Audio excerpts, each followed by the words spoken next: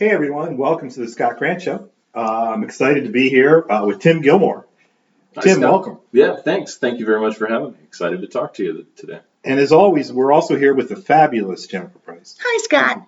You excited? I am. Tim's a Jacksonville favorite. He is. Everybody loves Tim, and he's a historian, and everybody seems to like history, local history, right, Tim? When you bring it about in a certain way, yeah. Sometimes they don't necessarily know that they're. If you bring it about in a good story, then everybody goes for that. Yeah, I like the stories myself. Yeah. It's funny as I've talked to Jennifer about this, and you may have similar experiences. I post this stuff online sometimes, and I get negative comments. Mm-hmm. And I typically don't respond to the comments at all anymore because it's not worth it. But Right. in my head, I'm often thinking, well, you go ahead and write a story that's interesting enough that people will read it, Right. and then tell me you don't like some Yeah. aspect of my story.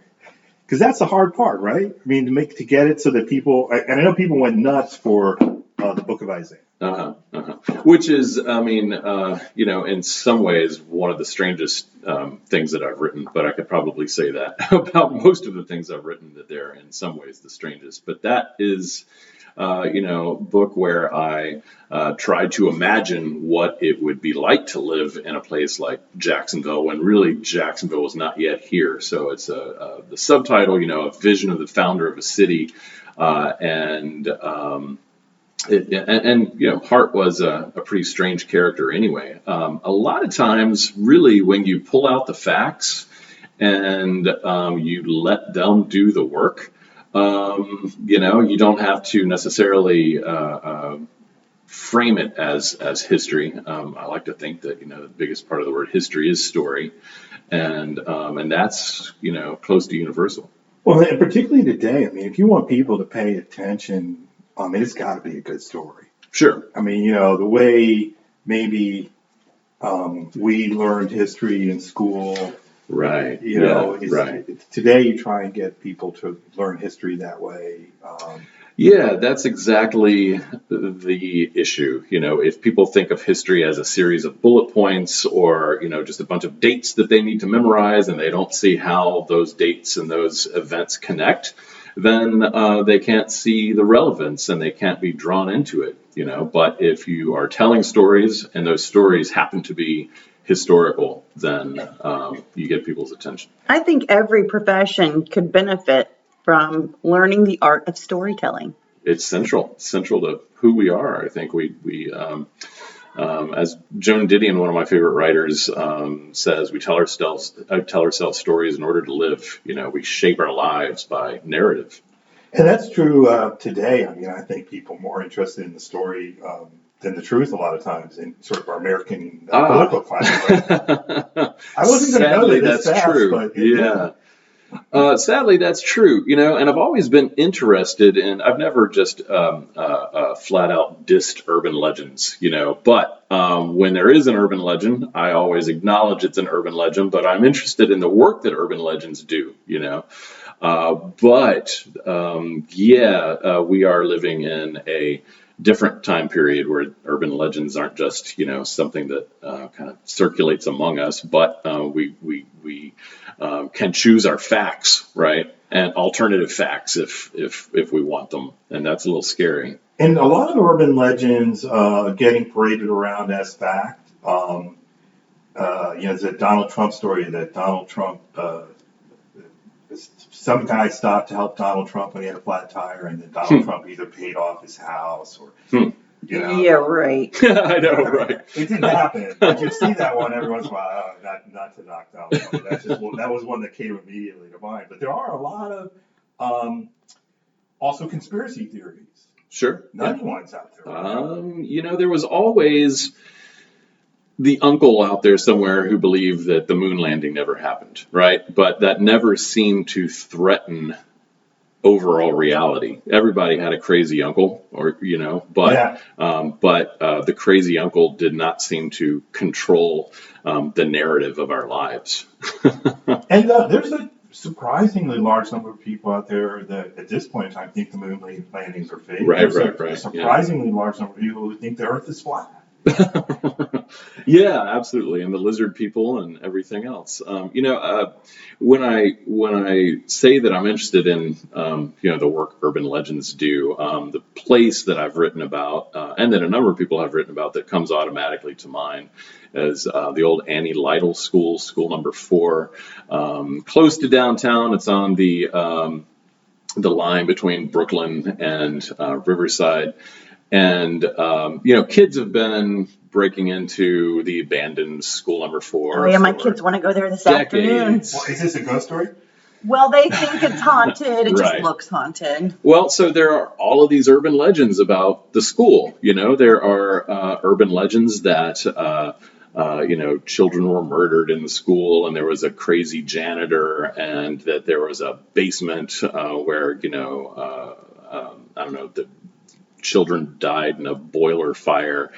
And Freddy Krueger style. the thing is, yeah, sure. The thing is, those kinds of stories go along with the teenage fun of doing something you're not supposed to do and going into this creepy abandoned place. And, but what's interesting to me about them is how they kind of slip around our critical ability to question things because they seem so harmless. There are so many young people and probably not so young people who believe those stories, even though if you point out the fact that most likely these things did not happen, that would seem to be pretty obvious.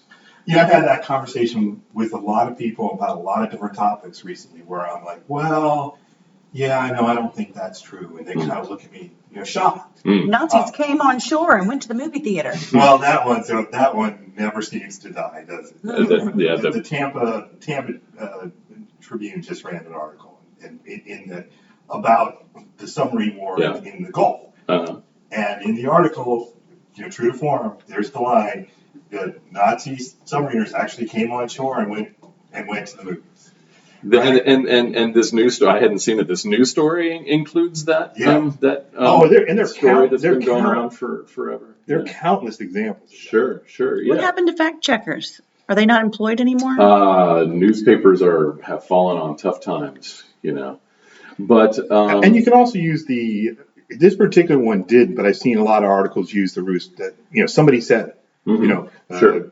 John Smith, who was around then and ran a marina here in Ocean City, New Jersey, vividly remembers. Right. Yeah. Sociologists, when they're talking about how folklore spreads, they have this term, FOAF. It's FOAF. It's an acronym for friend of a friend. Okay. And so, when you cite your source, and your source is a friend of a friend, you never actually find that person. It's like,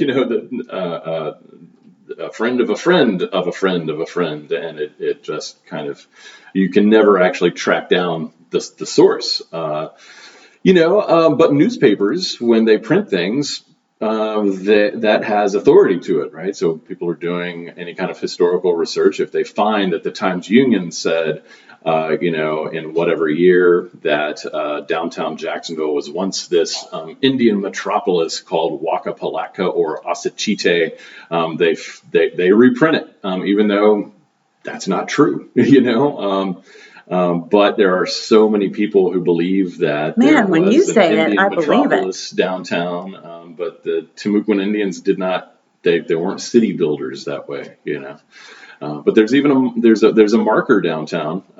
Very few people probably ever notice it. It's been there, I think, since the 30s. That says, this is the site of the Indian village Asachite. I've never seen that. No, I've not seen that Mystery one. trip. It's there. We might have to go down and check that out. Are you a native here of Jacksonville? I am, yeah, believe it or not. Wow. I Thank you know. so Where did much. you go to high school? Ooh, okay. That opens up a can of worms. I went to Nathan Bedford Forrest High School, and at the time that I went there, students, both black and white, knew that the school was named after, one of the founders of the original Ku Klux Klan. Yep, that's where I graduated. When I've been down here a little over 15 years. But when I first moved, one of the things was to rename Bedford Forest. And I remember seeing the story and thinking to myself, wow, how's that not happened already? Yeah, right. And also thinking to myself, well, of course they'll do that right away, right? And it wasn't the case at all. Right. Yeah, I don't really understand how. Yeah. How you can have a Jefferson Davis. Right. Well, so Robert E. Lee High School is earlier than a lot of the schools named for Confederate generals. That came about in the 20s. But for the most part, a lot of those schools were named after Confederate leaders as a kind of response to the civil rights movement. So you end up with a Nathan Bedford Forrest and a Jefferson Davis and a Jeb Stuart, and there used to be Stonewall Jackson. Right? Stonewall Jackson. What a calculating move. Yeah. Or out here at the beach, Joseph Finnegan Elementary School. Finnegan was a Confederate leader. Yeah. And there are some people who want that name changed. And, we'll see if it happens. It took a long time for Forrest's name to be changed. The problem, generally in favor of changing a lot of these names. Mm-hmm. But the problem is it is a slippery slope. I mean, there's almost no end to this. Duval was a slave owner, massive slave owner. In fact, Florida A&M is built on his old plantation, right? And almost every bridge, almost every street's named after somebody who we could find fault with. Yeah, and I'm not sure that's true. Not to mention the obvious one, which is Jacksonville itself. Right. It's named after. They say Jackson killed by his own hand more people than any president. He had a lot of kind of. Yay, Jacksonville. Right. Where do you stop? We have the Fuller Warren Bridge. Fuller Warren was a governor and before that a city council person and also a member of the Ku Klux Klan. We have the Matthews Bridge, named for John Matthews, who was a senator who tried to pass something called the White Primary Bill that would have made it illegal for black people to vote in primaries. You could say it's a slippery slope. I think it's a matter of what a community wants to acknowledge about itself. I think it'd be good if we embraced some of our past, not in a saying it was wonderful, but that it happened. It's interesting that you say that, because there is people who, for example, get really wound up about keeping Confederate memorials. They often say you can't change history, as though a memorial is really a history lesson. It's not. A memorial is, you're praising something. You don't get a history lesson by looking up at a Confederate monument. But a lot of times those same people don't like it when you talk about, for example, 100 years ago in Jacksonville, the Ku Klux Klan parade that happened right before Election Day, and how Eartha White, this black activist who lived for 97 years and founded the Clara White Mission, how she, when women got the right to vote, mobilized and ran registration drives to get black women to register. I published a story about this a few weeks ago. And I saw this one. I like this one. I got some really, the same people who say, we shouldn't take down Confederate memorials because history's history, don't like it when you talk about a story like, the Klan parade in Jacksonville that this year marks the centennial of. And the Klan in 1920 through 26, 27 is pretty strong in this country, not just in the South. Absolutely. Yeah, that's right. In New Jersey, Pennsylvania, New York. Obviously, in 1924, the Klan marches at the Democratic National Convention in New York City, and they have the rally in New Jersey across the river called the Klan Day. I guess they had clans. But yeah, the Klan was a big deal. You mentioned Fuller Warren. One of the things that happened that I noticed when the mask mandate came out because of COVID, a number of my more conservative acquaintances on social media were posting this law. There's a law in Florida from 1952 when Fuller Warren was governor that says you're not allowed to wear a mask or hood in public. Yeah, that's right. And I was constantly that was to keep the Klan. That's interesting. I had not heard people bring that up when COVID started, but yeah, that's absolutely right. There were, anti-masking laws directly related to the Ku Klux Klan. Yeah. In Florida, and Fuller Warren was the governor. I mean, that's on the positive side of his ledger. That's one of the things that often comes up. That and somehow saving University of Florida football, but I don't really never understood how he did that. Yeah, I don't know that story. Now, isn't it true that there was a time that Jacksonville was a successful, wealthy African American community? Oh, sure. There's a number of things about different periods in Jacksonville's past that probably a lot of people don't realize, like, for example, there was a lot of support for the Union here during the Civil War. And, if you think about the fact that a lot of Northerners had moved down to Jacksonville, it makes sense. Then, of course, also there was a large black population here, right? So if you add that factor in, it makes sense. But sure, one of the ironies of segregation is that, when communities like La Villa and Brooklyn and, the Sugar Hill, which is now almost completely gone, when those areas were segregated,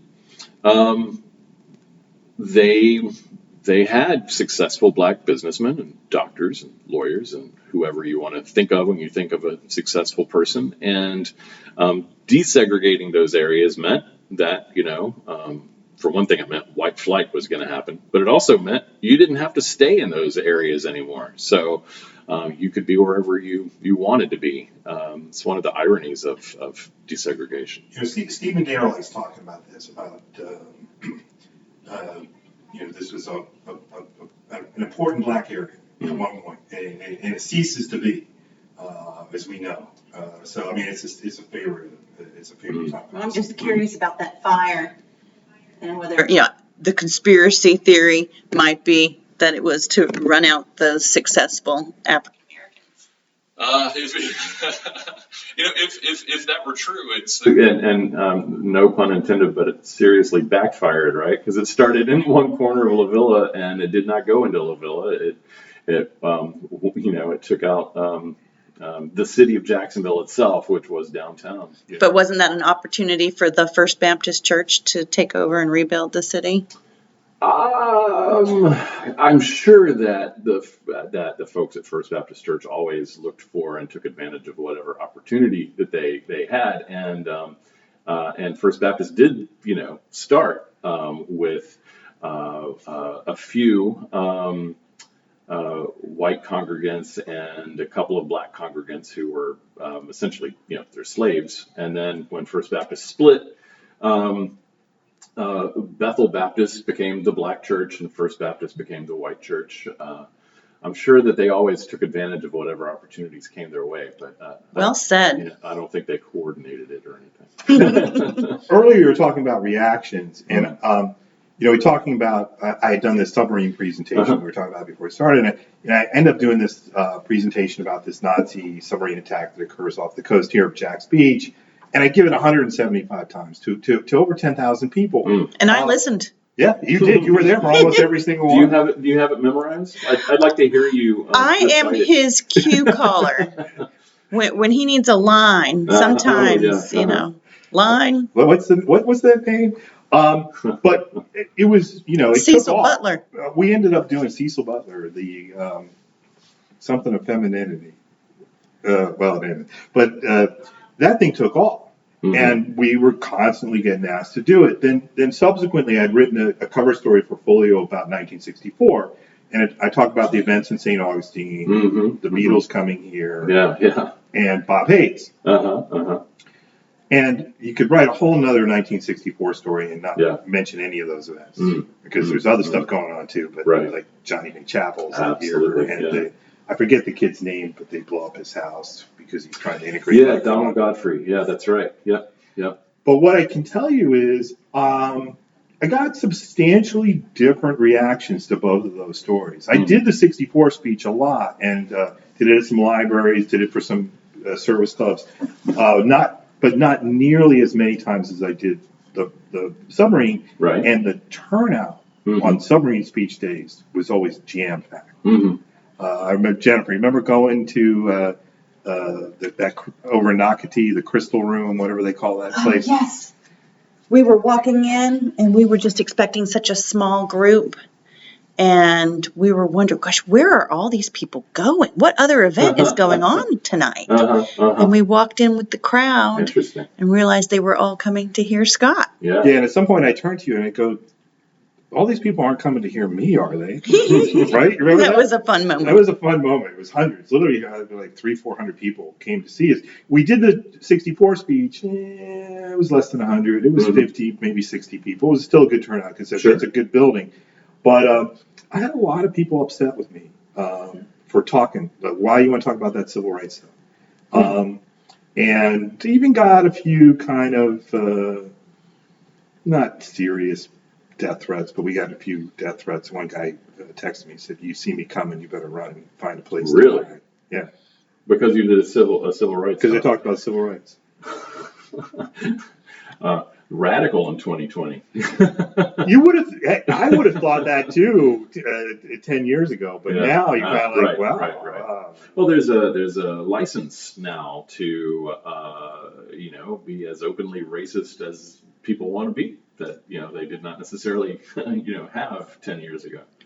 Yeah. Yeah. Why you want to be talking about that civil rights stuff? And I've gotten a few of those comments over the years. One club, I won't say the name, but one club I was literally about halfway through. And I even had said to the guy, "You sure you really want me to talk about civil rights? Because I got a submarine speech your group's gonna love." Right?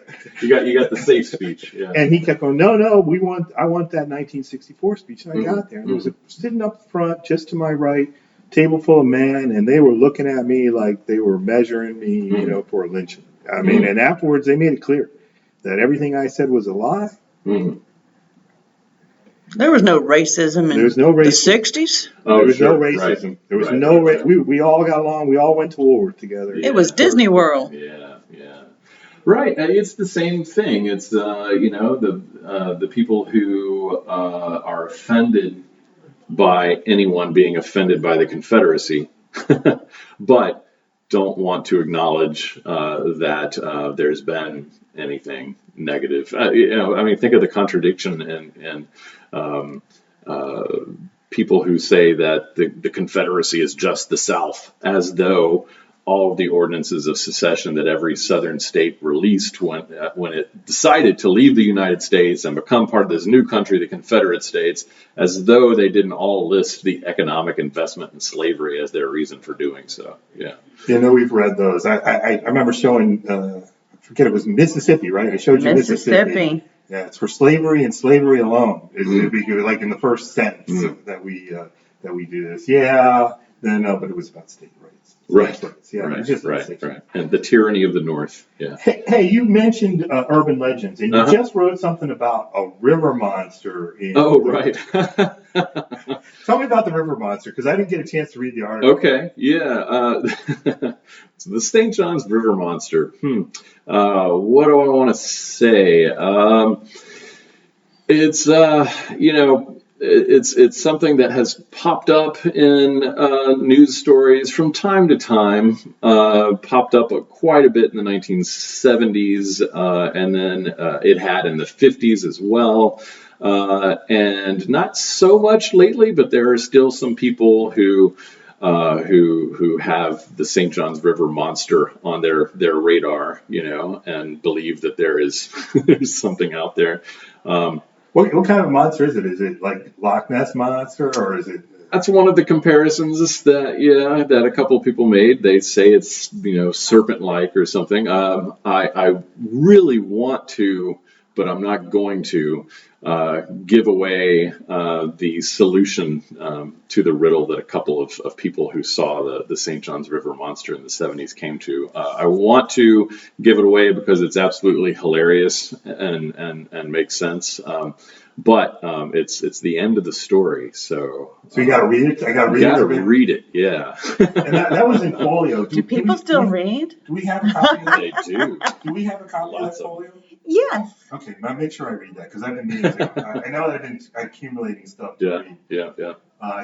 Folio did something on Axe Handle Yeah, on Saturday, and I Shelton got that one Hall's too. piece, yeah. I got that one too. Mhm. So, can you tell us, is there a monster in the river? Is there a monster in the river? There's one person in that I quote in the story who says, "Think about it. This is the South, and this is Florida. If there really were some kind of serpent-like monster that called the St. Johns River home, somebody would have shot and killed it a long time ago." So I'll just leave that at that. Heck of a trophy. Where can we find your books? Well, you can order them through my website, jaxpsychogeo.com. You can. Can you say that one more time? Yeah, absolutely. Jax, Jax, and then and I'll I'll explain this real briefly too. I was going to say, I'm going to ask you where the name came from. Yeah, Psychogeo, psycho as in the Alfred Hitchcock movie. Geo.com. So. The name comes from psychogeography, which is a literary and arts tendency to explore, the spirit of place and the psychology of place. Of course, when I gave the site this weird name 8 years ago, I doomed myself to forever be explaining the name because a lot of people look at it and think it's jackpsycho.com, and it is definitely not that. But you can order the books there, or find them in San Marco Bookstore, or Chamlin Book Mine, or Chamlin's Uptown, or of course, dare I say, you can order them through Amazon. You can do that too. And you said the Duval County Library. Yeah, the library has them too. Absolutely. Very good. Mm-hmm. We couldn't find them at the St. Johns County. You got to get them in St. Johns County Library. Okay, so let's talk Book of Isaiah, because that caused a pretty big stir. Of everything you've done, that was what I noticed the most, people talking about the most. So this is about Isaiah Hart. Right. And tell us about Isaiah Hart. Isaiah Hart's a really interesting character. So he is credited with being the founder of Jacksonville. He is usually described as a cattle wrangler, which was true, but he also kidnapped slaves from Florida plantations, ferried them into Georgia and resold them, and made a good bit of wealth that way. Now, was this before or after 1820? That he did that, it's before. Okay, yeah. That makes sense. A lot of people at the who were contemporary to him had problems with his religious views. They called him an infidel. He did not seem to be a very good churchgoer. In fact, some of the very few written things that he left behind, including his will, they almost sound somewhat pagan. He talks about the natural world, and he supported slavery, but he did not support the Confederate cause, so that might seem like a contradiction. He had children, or at least a child with a slave of his named Amy, and he wrote one of his sons out of his will and wrote Amy into his will.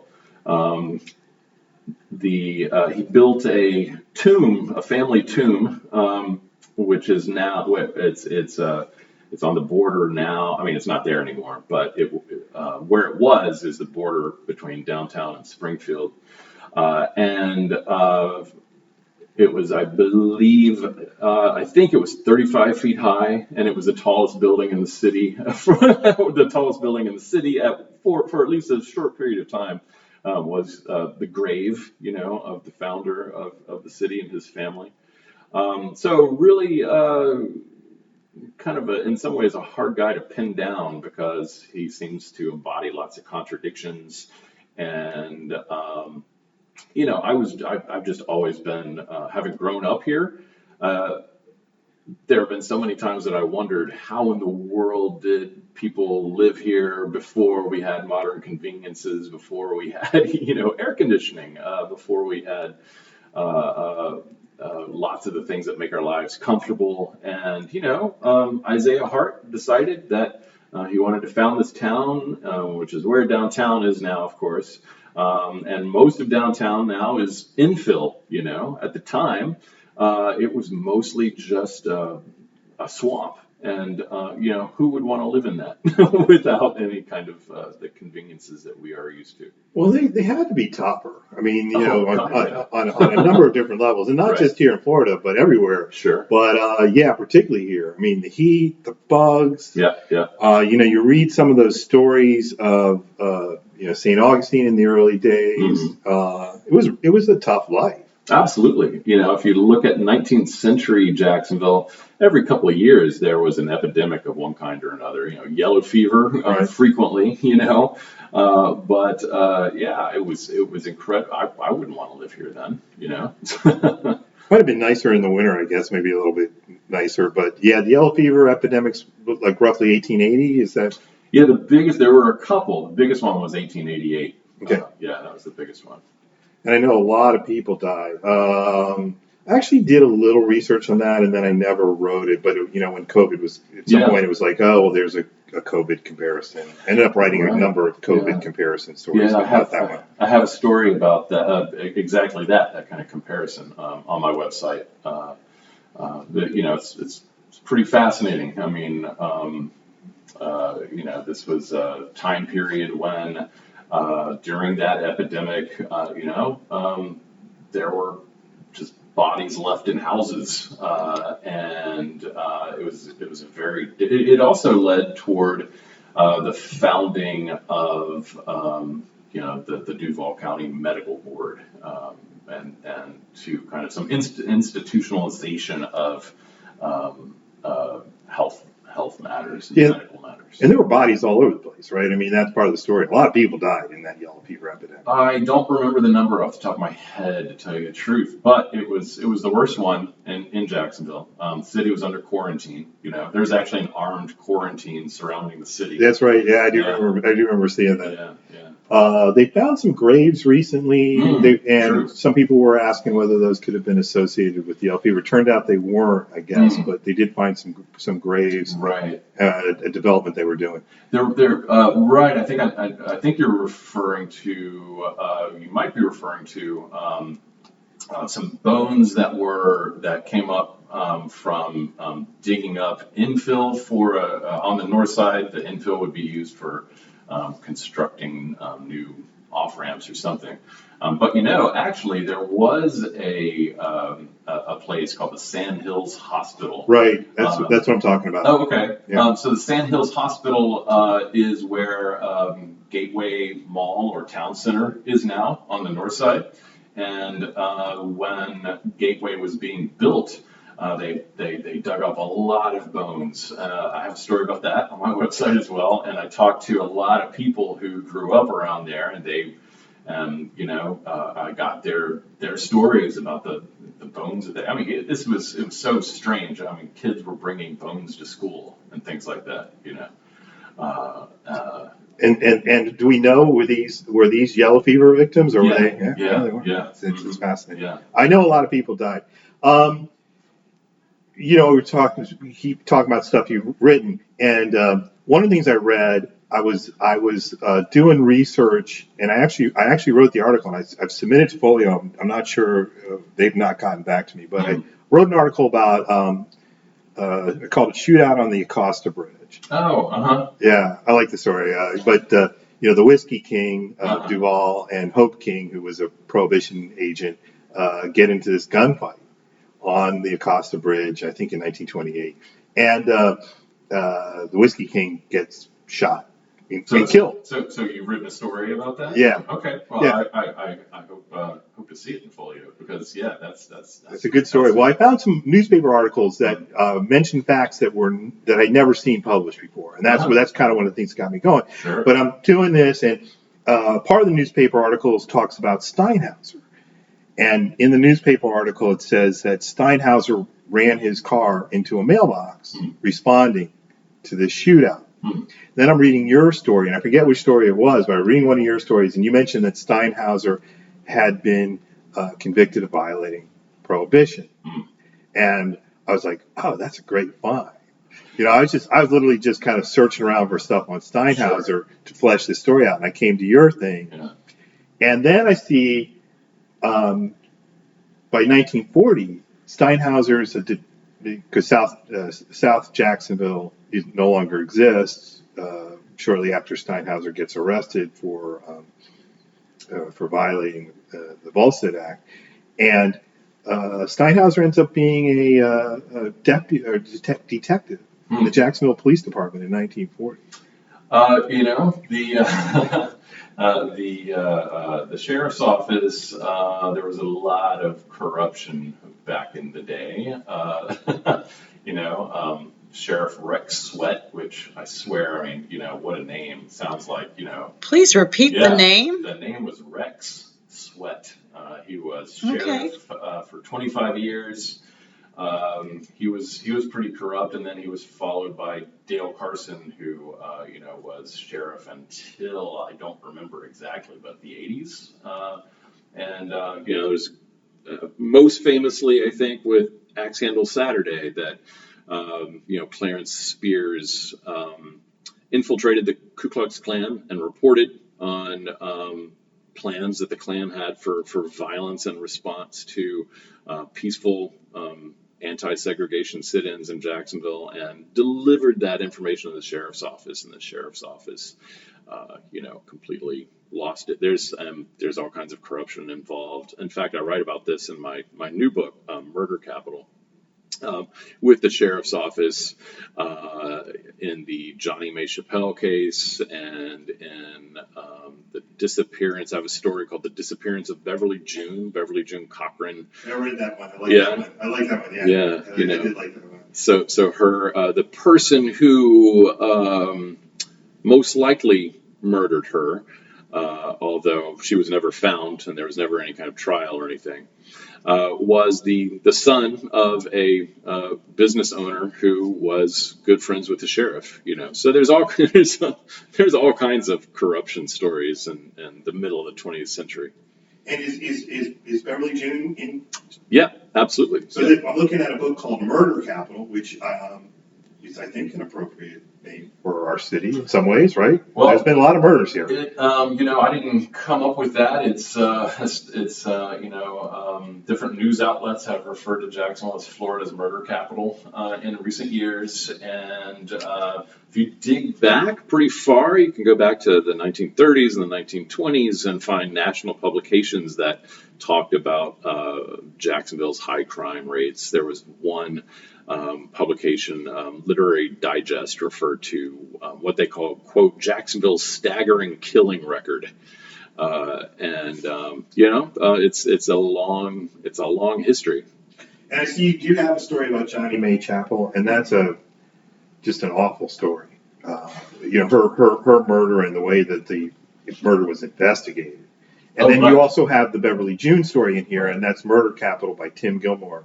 I'm definitely going to read this one on Johnny May Chapel. That'll probably be the first thing of the two. Thank you for bringing the two books. This is probably the first one. This is probably the first one I read because I'm fascinated by the Johnny May Chapel story. Chappelle.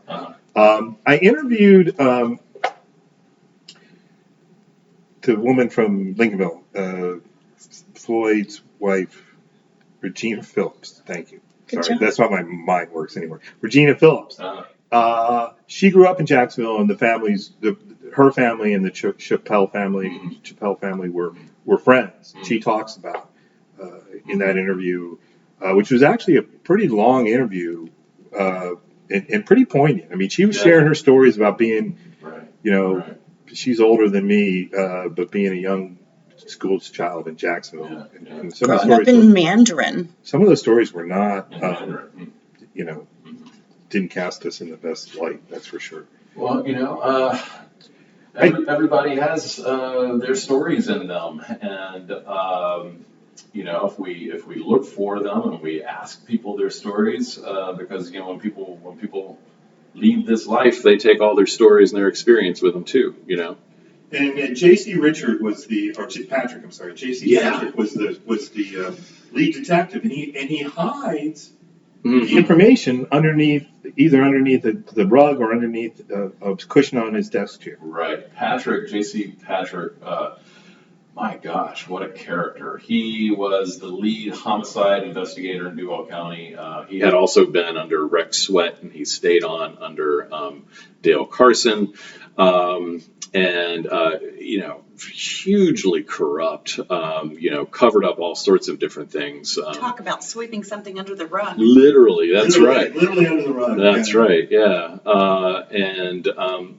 J.C. Patrick, his son killed him. Right, I was going to head there. That part is go ahead. You tell us. You really well, his son comes home one day when J.C. Patrick has actually been suspended because he's been tampering with evidence, although there have been tons of other times when he had tampered with that evidence and it didn't seem to matter.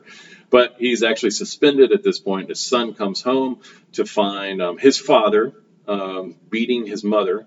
And he picked up a shotgun, and the chief homicide investigator in Duval County's son killed him, He had grown up in that kind of violence and abuse, and he'd had enough. Patrick would routinely, beat suspects and people that he was interrogating. He apparently came to work, reeking of whiskey all the time. He's kind of this poster child for the corrupt good old boy in Southern politics at the time. Yeah, no, just an evil guy. Yeah, the one in the Johnny May Chappelle case, the one person goes to jail for manslaughter for a couple of years. And I think Patrick's killed before that guy gets out of jail. It happens pretty quickly afterwards, as I recall. That may be. I hadn't thought of it that way before, and I'm not lining up the dates exactly in my head right now, but that might very well be. It was 64 was that case, and that case would have been. I always get them confused because there's the two cases. One is in state court, one's in federal court that kind of go through that whole summer. One's decided late November, one early December. But the only conviction in the federal case was for the firebombing of the kid that had. Right. And that was in Judge Simpson's courtroom, and then the Johnny May Chappelle case was in state court. And they were wind up about the same time. And I believe Stoner, J.B. Stoner, is the defense attorney in both of them. He was the defense attorney in the Donald Godfrey case. Donald Godfrey. So Donald Godfrey was 6 years old, and he was the first black child to attend Lackawanna Elementary School, which is close to Murray Hill, the Lackawanna area, and school building is still there.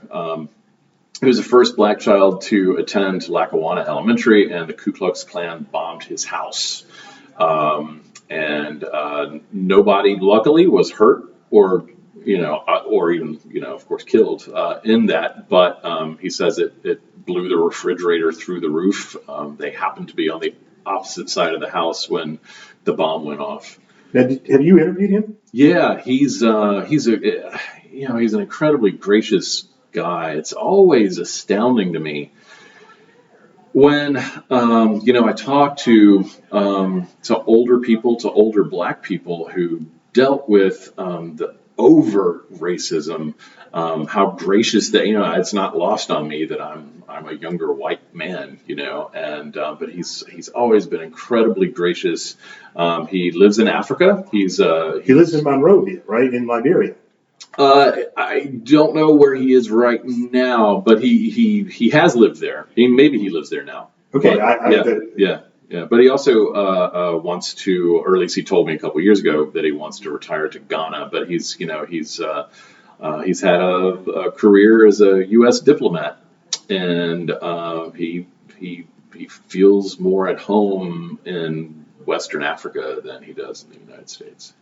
It's an interesting sort of end to that story, isn't it? Well, when you live in Jacksonville in those times, I can't imagine. Right. And I think it's been great having you. But I think we've probably this is enough time. Hopefully, people will like listening to this as much as I've liked listening to this. I hope so. I realize it's it's we've talked about a number of negative things. Yeah.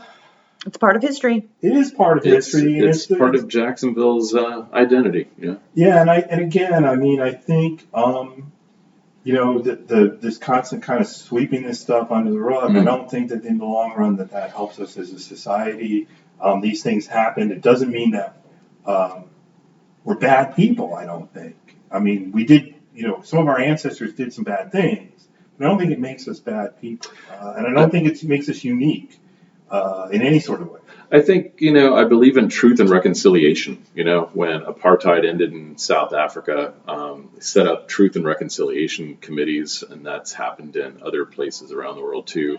I think it's a human necessity that if you tell the stories and you don't sweep it under the rug, literally or metaphorically, and you acknowledge the truth, that is how you can move forward, but I don't think you can otherwise.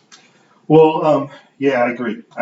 I think so too. And we're going to wrap it up, but I want to just say that Murder Capital, 8 Stories by Tim Gilmore, I'm definitely going to go read a couple of these right away. Great. And then the book of Isaiah, which got a lot of attention, the story of Isaiah Hart, founder of Jacksonville, another thing that I think our audience would like listening to.